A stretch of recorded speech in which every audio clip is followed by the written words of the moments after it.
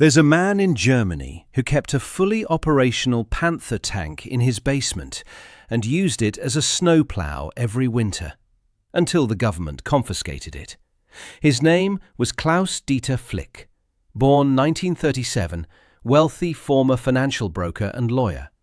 He lived in a villa in Heikendorf, a seaside resort town on the Kiel Fjord in Schleswig-Holstein, and for nearly 4 decades, local residents knew about his collection, watched him operate a 45-ton medium tank through snowy streets during the catastrophic winter of 1978. The mayor himself saw it, called it the eccentricity of an old man. The Panther was one of only 12 known to still exist. Flick had found it in a junkyard in Surrey, England, in October 1977, badly damaged, incomplete, rusted from decades of exposure. He bought it as scrap, shipped it through the Netherlands to Germany, had it restored to operational condition, and drove it into his basement in the 1980s. An NDR television documentary captured footage of the tank moving under its own power. When German authorities finally raided his property in 2015, searching for stolen Nazi artwork, not the tank, they found the Panther surrounded by Reich eagles, SS rune-shaped lamps, and granite sculptures shaped like soldiers' heads. 20 Bundeswehr soldiers spent 9 hours extracting the vehicle using 6 armoured engineering vehicles. That story got 44 engagement when someone mentioned it in the comments. People couldn't stop talking about it. Not because it's strange, though it is, but because it represents something we don't often consider. The people who built that Panther in 1943 are dead. The engineers who designed it, the factory workers who assembled it, the Wehrmacht officers who signed production orders, all gone. The Third Reich that created it collapsed 80 years ago, but the machine remained, operational, waiting. Which brings me to what I actually want to talk about today. Because Flick's Panther isn't unique. It's just the most dramatic example of a phenomenon that spans continents, conflicts, and generations. This isn't a comprehensive list. I'm not going to pretend I can catalogue every piece of World War II equipment still operational in 2024. That would take a book, not a video. What I want to do instead is focus on one story in depth. A story about machines that outlived everyone who built them, repaired them, fought in them, and died in them. The Finnish sturmis. Somewhere in Finland, in the early 1980s, a German assault gun sat in a concrete emplacement beside a military airfield. Its engine was cold. Its tracks were locked in place. But its 75mm gun still pointed at the tree line, covering approaches where Soviet aircraft might attempt landing during an invasion. The men who built that assault gun in 1943 were dead. The German engineers who designed it. The German factory workers who assembled it. The Wehrmacht supply officers who signed its shipping orders. All of them gone. The Third Reich that created it had collapsed nearly 4 decades earlier. But the machine remained, dug in, silent, watching. Finland's relationship with German armour began in desperation. By 1943, the Finns found themselves in an impossible position. Allied with Nazi Germany against the Soviet Union, not out of ideological commitment, but simple geographic survival, they faced an enemy with seemingly infinite resources. The Soviets had rebuilt their tank forces after the catastrophic losses of 1941 and 1942. American Lend-Lease was providing them with thousands of trucks, aircraft, and supplies. Soviet factories had relocated beyond the Urals and were producing T-34s at rates the Finns couldn't hope to match. Finland's own tank production was essentially non-existent. Their existing armour consisted of captured Soviet vehicles and a handful of obsolete imports. Against a full-scale Soviet offensive, they would be crushed. Germany had something Finland desperately needed. The Sturmgeschütz 3 Ausführung G, The Stug 3 wasn't a tank, not technically. It was an assault gun, a turretless armoured vehicle designed to support infantry with direct fire. Where a tank's rotating turret provides flexibility, the assault gun's fixed superstructure provides a lower profile and simpler construction. You aim the gun by aiming the vehicle. This design philosophy had profound implications for combat. The Stug 3 sat lower to the ground than a conventional tank, making it harder to spot and hit. Its silhouette presented a smaller target. In the Finnish terrain, dense forests, countless lakes, soft ground that channeled enemy armour into predictable approaches, these characteristics proved devastatingly effective. The technical specifications tell part of the story. The Ausführung G variant that Finland received weighed 23.9 tons. It measured 6.85 metres in length, 2.95 metres in width, and just 2.16 metres in height, substantially lower than most contemporary tanks. A crew of 4 operated the vehicle: driver, commander, gunner and loader, working in the cramped fighting compartment that defined all armoured vehicle service.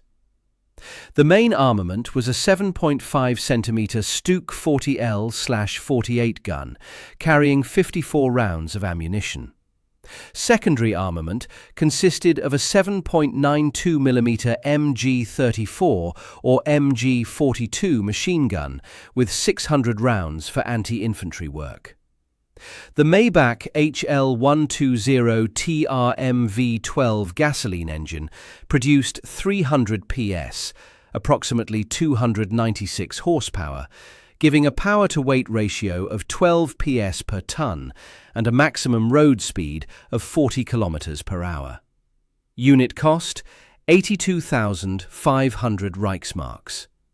Germany would eventually produce over 10,000 Stug 3s, making it the most produced German fully tracked armoured fighting vehicle of the entire war.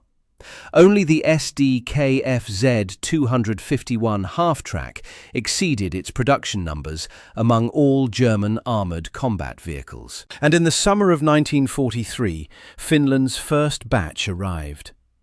The delivery schedule was precise, documented with German thoroughness that would prove useful to historians decades later.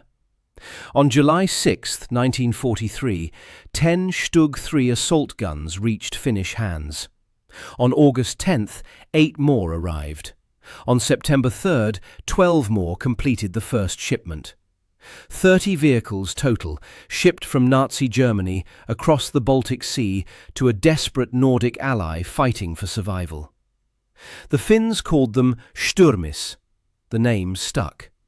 It still echoes in Finnish military history, shorthand for a weapon that would serve longer than anyone expected. But the sturmis arrived with a problem that illustrated Germany's deteriorating strategic position. By 1943, the Third Reich was hemorrhaging resources.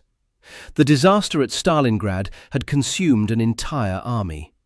The fighting in North Africa was going poorly. Allied bombing campaigns were disrupting industrial production. The two-front war Hitler had always feared was becoming reality, and German military logistics strained under impossible demands. The assault guns shipped to Finland came lacking adequate spare parts. Engines, transmissions, road wheels, tracks, the components that would inevitably wear out or break under combat conditions, were in desperately short supply. Germany simply didn't have enough to support its own forces, let alone export complete maintenance packages to allies. Finnish military authorities faced a brutal calculation. They could spread the available spare parts across all 30 vehicles, hoping nothing critical failed in combat. That approach would leave every Stürmi vulnerable to mechanical failure, with no backup components available. Or they could sacrifice one vehicle to keep the others running. They chose sacrifice. The assault gun, designated PS531-13, was dismantled to serve as a source for components. Not destroyed by enemy fire, not taken out by Soviet gunners, systematically stripped by Finnish mechanics with wrenches and cutting torches, cannibalizing their own equipment for parts. Road wheels came off first, then track links, then engine components, transmission assemblies, electrical systems. Every piece that could be removed, catalogued, stored, and eventually installed in another sturmi when combat damage or mechanical wear created the need. The crews nicknamed it unlucky. There's dark humour in that. Gallows humour that soldiers have used since humans first organised themselves for war. The 13th vehicle consumed by its own siblings. Something poetic lives in that image. A weapon of war built by German hands in a German factory, shipped across the Baltic Sea to defend Finnish forests against Soviet armour. And its fate was to be eaten alive. No glory, no combat record, just utility in death, its components keeping other machines alive. The remaining 29 sturmis from that first batch would prove the sacrifice worthwhile in ways no one could have predicted. The Soviet summer offensive of 1944 was massive in scale. Soviet forces had spent months building up strength, accumulating armour, artillery and aircraft in quantities that dwarfed anything Finland could field. The objective was simple: knock Finland out of the war entirely, collapse the Finnish defensive lines and eliminate the threat on the Soviet Union's northern flank. The offensive began in June 1944, timed to coincide with Allied operations in Western Europe that would prevent Germany from reinforcing its Finnish ally. Soviet forces attacked with overwhelming superiority in every measurable category. More tanks, more guns, more aircraft, more men. What happened next defied reasonable expectation. Between June and July 1944, the first batch of Finnish sturmis destroyed at least 87 Soviet tanks. They lost 8 of their own in the process. An 11-to-1 kill ratio in defensive combat, against an enemy with decisive numerical superiority across the board. The numbers seem impossible until you understand the tactical context. The squat, low-profile assault guns proved ideally suited to Finnish terrain. Dense forests provided concealment, allowing sturmis to approach firing positions unseen. Lakes and swamps channeled Soviet armour into predictable corridors, eliminating the Soviet advantage in mobility. Finnish crews learned to position their vehicles in hull-down positions behind ridgelines, where only the gun and upper superstructure were exposed, presenting minimal targets while maintaining full firepower. The Soviets would crest a ridge, expecting to find Finnish infantry, perhaps some anti-tank guns, resistance they could crush with mass and firepower. Instead, they found a 75mm gun already trained on their approach. Crewed by soldiers who knew exactly where enemy tanks would appear and had already calculated the range. Individual stories emerge from the official records, moments of desperate courage preserved in after-action reports that dry military prose can't entirely sanitize. These weren't statistics, they were men. Sergeant Erkki Halonen commanded the sturmi designated PS 531-24. During the fighting in June and July 1944, Halonen and his crew engaged Soviet armour at close range in conditions that favoured neither side. Confused, brutal, the kind of fighting where survival depended as much on luck as skill. They destroyed one T-34. Then they destroyed one KV-1. The KV-1 was a Soviet heavy tank, a formidable opponent for any assault gun. Papers don't fight wars. Men do. And Halonen's crew put a 75mm round through the Soviet heavy tank, eliminating a threat that could have destroyed multiple Finnish vehicles if left unchecked. Then the mud took them. Finland's terrain includes vast areas of soft ground, swamps, bogs, areas where the soil can't support heavy vehicles. The same geography that channeled Soviet tanks into kill zones could trap Finnish vehicles just as effectively. Psalm 531-24 became hopelessly bogged in soft ground, its 23.9 tons sinking into earth that refused to provide traction. No support was available. Finnish recovery assets were stretched thin, dealing with other disabled vehicles, other emergencies, other crises across a front line under massive pressure. No recovery vehicle would arrive to winch Hallinen's Sturmi free. Soviet forces were advancing, the sound of tank engines growing closer, the knowledge that capture was imminent.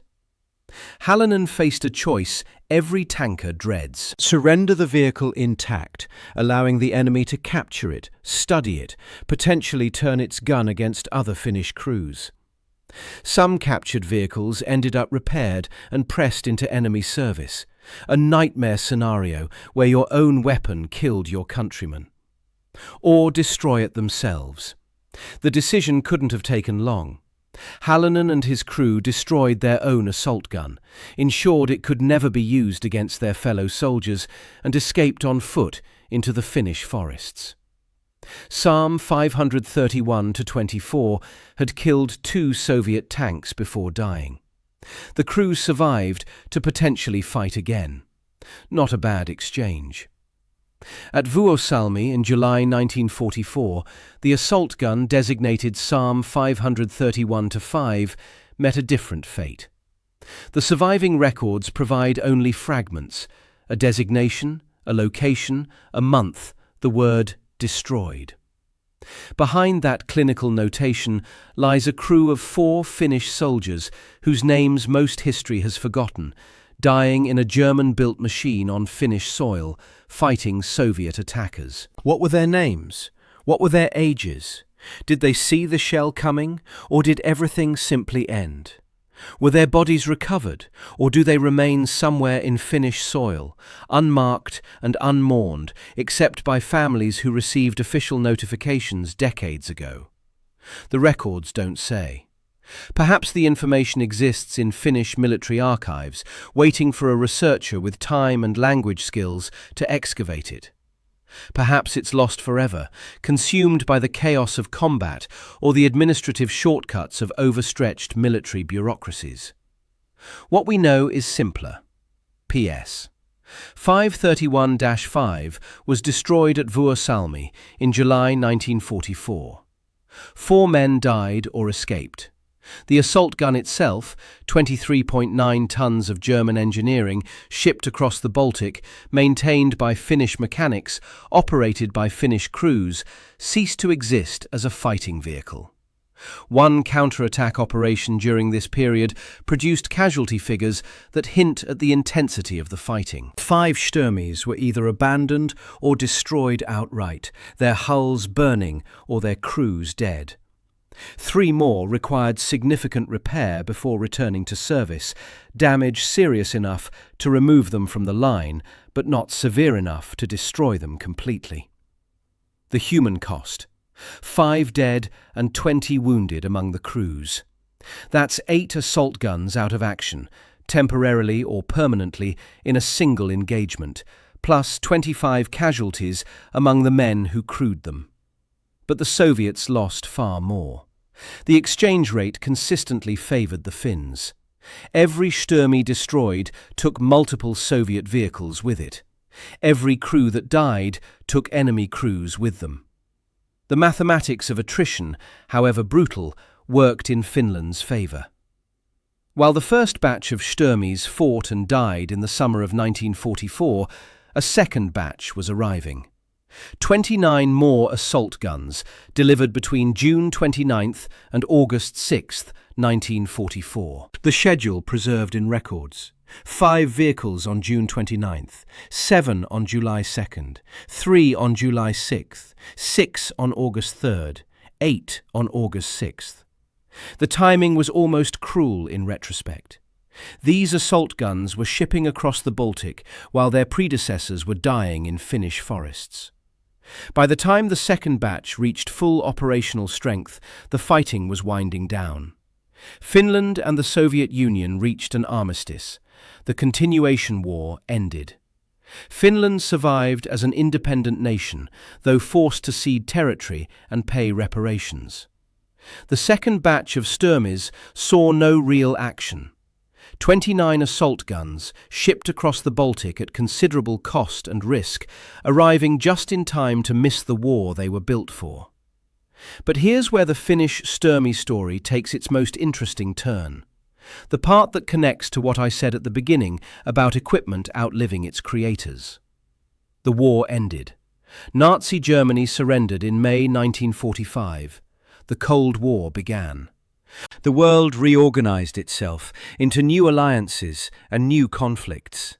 And in Finland, the sturmis remained. They didn't become museum pieces immediately. They didn't rust in forgotten depots. Through the late 1940s, through the 1950s, into the early 1960s, the Stug 3 assault guns remained the main combat vehicles of the Finnish army. Not a stopgap measure while better equipment arrived. Not an embarrassment tolerated until replacement was possible. The primary armoured force of a neutral European nation, riding German machines built for a war that had ended. Think about what that means operationally. Finnish crews born during or after World War II were training on assault guns designed by German engineers before the war. Conscripts who had never seen the Wehrmacht were learning to drive, load, and fire weapons that had battled Soviet armour in desperate defensive combat. The Finnish army's doctrine, tactics, and training all built around a German assault gun that was already a decade old when the armistice was signed. A young Finnish soldier doing his conscription service in 1955 might be trained by a sergeant who had actually fought the Soviets in 1944. The sergeant would demonstrate procedures on the same sturmis he'd used in combat. The same gun mechanisms, the same driver's controls, the same loader's routine, muscle memory preserved across a decade of peace and passed to men who hadn't been born when these machines first arrived in Finland. And the Finns weren't just maintaining existing vehicles passively. They were actively investing in their Sturmy fleet's continued operation.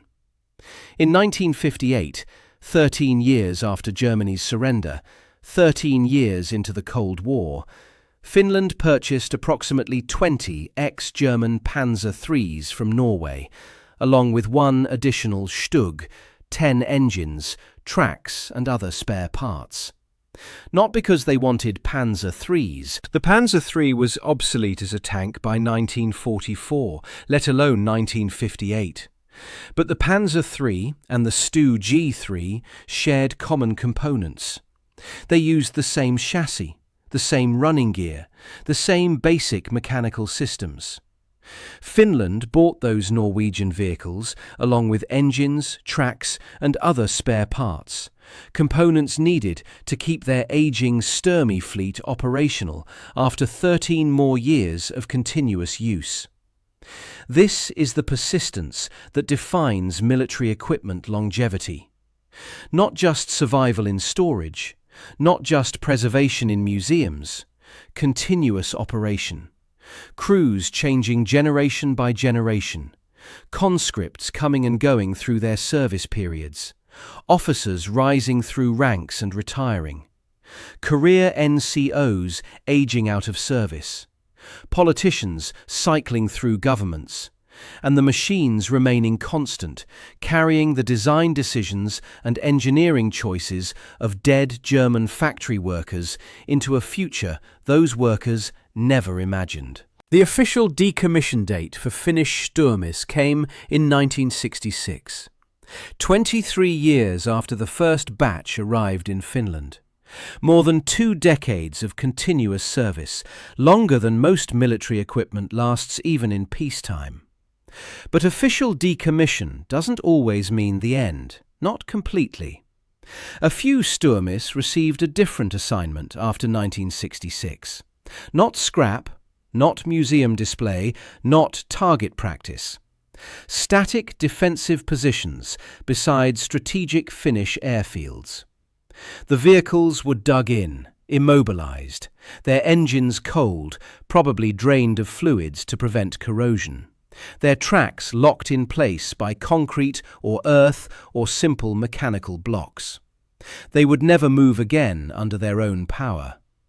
But their 75mm guns remained functional. Ammunition remained stored nearby. The physics hadn't changed since 1943. A 75mm high-velocity gun doesn't care whether its platform is mobile or static. The shell leaves the barrel at the same velocity regardless. The penetration capability remains identical. An assault gun dug into a prepared position with good fields of fire and adequate ammunition supply becomes a very difficult obstacle for any attacker. The Finns understood this principle. Fixed fortifications with real weapons are cheaper than mobile forces and don't require constant maintenance or crew training. Position a sturmi where it covers the approach to a strategic airfield. Ensure someone knows how to load and fire the gun, and you've created a defensive asset that functions for decades with minimal investment. And so the sturmis sat. Through the 1960s, through the 1970s, into the 1980s. 4 decades after their construction in German factories. 3 decades after the war they were built for ended in total defeat for their creators. 2 decades after their official decommission from Finnish active service. The Finnish sturmis remained in military positions, their guns pointing at tree lines and approaches, waiting for an enemy that never came. The German engineers who designed the Stug 3 could never have imagined this fate.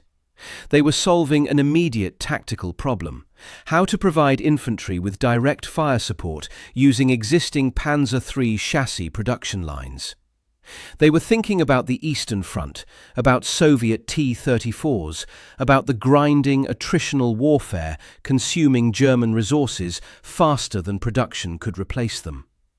They weren't thinking about Finnish airfields in 1982.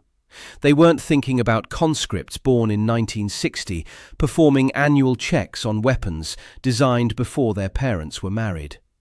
They weren't thinking about the Cold War, or NATO, or the Warsaw Pact, or neutral Finland navigating between superpowers with German machinery neither side controlled. They're all dead now. The designers, the factory workers, the military officers who signed production orders, the crews who first operated these machines in German service. All of them gone, most for decades. The machines outlived them all. When the static Sturmis finally ended their military service, sometime in the 1980s, the exact date unclear in surviving records, they had persisted longer than many of the men who built them had lived. A factory worker who assembled Sturmis at age 25 in 1943 might have died of natural causes in 1983, having lived a full life, raised children, seen grandchildren, retired in whatever comfort post-war Germany provided. The assault gun he built would still be pointing its barrel at a Finnish tree line, waiting for Soviets who would never come, guarding airfields against an invasion that never materialized. The Syrian connection extends the story even further geographically. Syria acquired Stug 3 assault guns and operated them from 1949 to 1973, nearly 25 years of service in a completely different theatre, a completely different conflict against a completely different enemy. Syrian crews fought with these German-designed weapons in the War over Water, the Six-Day War, and the Yom Kippur War. Syrian soldiers killed Israeli tankers with weapons designed in Nazi Germany to support Wehrmacht infantry against Soviet armour on the Eastern Front. A weapon designed for one war, in one ideological context, against one specific enemy, proving effective decades later in completely different wars, completely different political contexts, against enemies its designers never anticipated. The machines don't care about politics.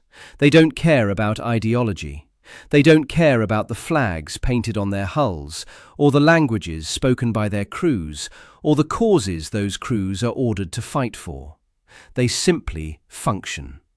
For as long as they're maintained, for as long as ammunition exists, for as long as someone loads the gun and aims the barrel, they work. This is what I find genuinely haunting about military equipment longevity. The disconnect between human intention and mechanical persistence. The German engineers designed a weapon to win a specific war. They failed. The Third Reich collapsed. Germany was occupied, divided, rebuilt as two separate nations, eventually reunified. The war the Stug III was designed for ended in total defeat. But the weapon kept working. In Finland, in Syria, in museums and static positions and training exercises.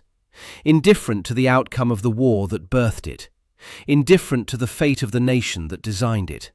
Indifferent to the deaths of every human who ever touched its controls.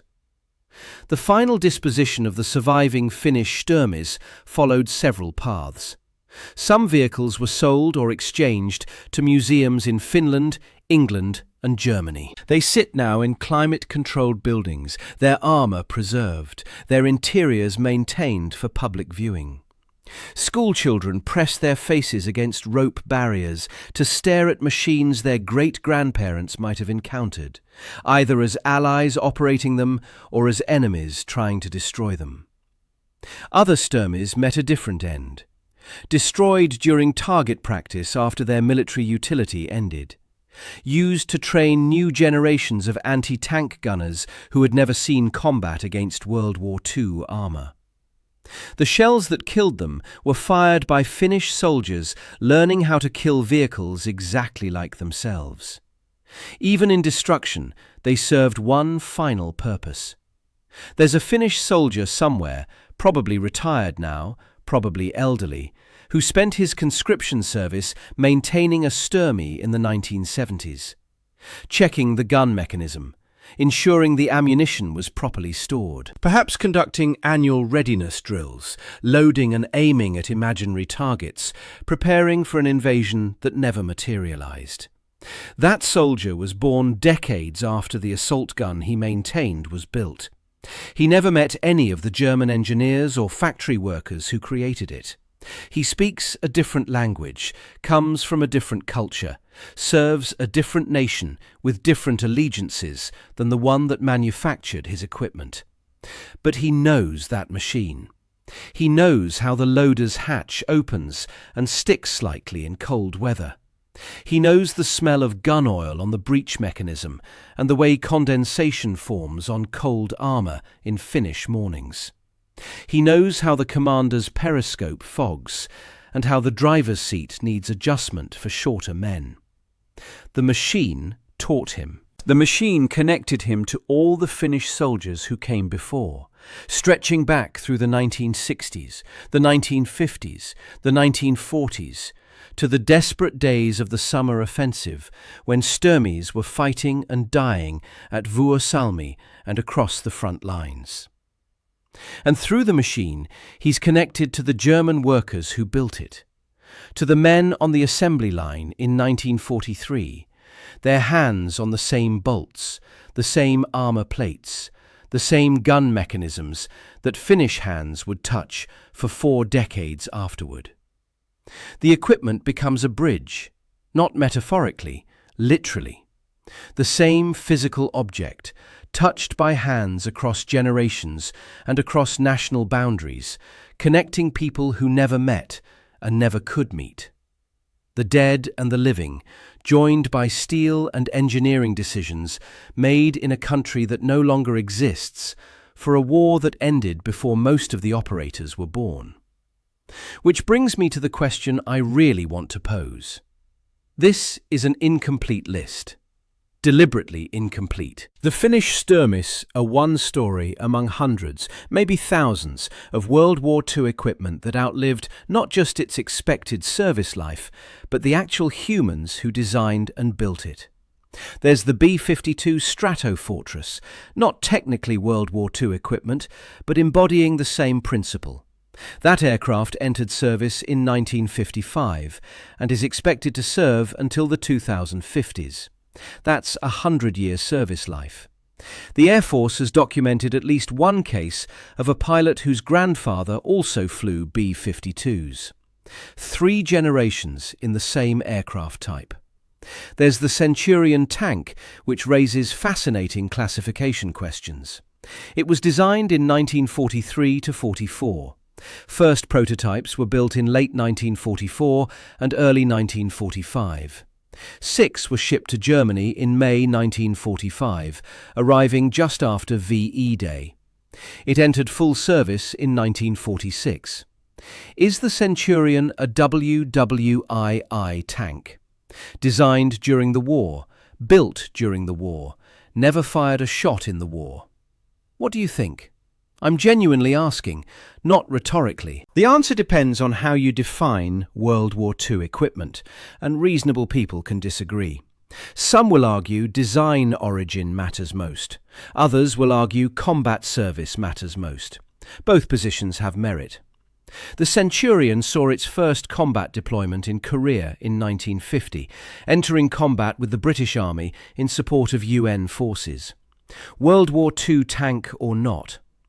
There are stories I don't know, equipment I haven't mentioned, countries and conflicts where World War II machinery continued operating long after the textbooks say it should have. Maybe your grandfather served on a sturmy. Maybe your father trained beside one of the static positions at a Finnish airfield. Maybe you've stood in a museum and looked at a Stug 3 without knowing about Sergeant Hallinan destroying his own machine rather than surrender it, without knowing about Unlucky 13 being cannibalized for parts, without knowing about the Cold War decades when German assault guns still guarded Finnish approaches. Now you know some of it. What I want from you is what you know. What stories exist in your family, your community, your national memory? What pieces of World War II equipment have you encountered that outlived every expectation, every logical endpoint, every person who touched them in their early years? The sturmies are gone now. The last ones decommissioned decades ago, scattered to museums or destroyed in training exercises. The men who built them are gone. The men who fought in them during the summer of 1944 are nearly all gone. The men who maintained them during the Cold War are aging. But the memory persists, passed down like the machines themselves once were, from generation to generation, carrying information about what happened and who did it and why it mattered. A German weapon, a Finnish name, 4 decades of service, an 11-to-1 kill ratio in desperate defensive combat. Crews who destroyed their own vehicles rather than surrender them. Static positions watching airfields into the 1980s. The people who created these machines never saw any of that. They couldn't have imagined it. They built weapons for one war, and those weapons served another. Served decades of Cold War tension. Served purposes that didn't exist when the designs were drafted. The engineers are dead. The machines remembered for them. What equipment do you remember? What stories am I missing? Leave them in the comments. This list is incomplete because the real experts are watching, not presenting. Subscribe for more stories like this.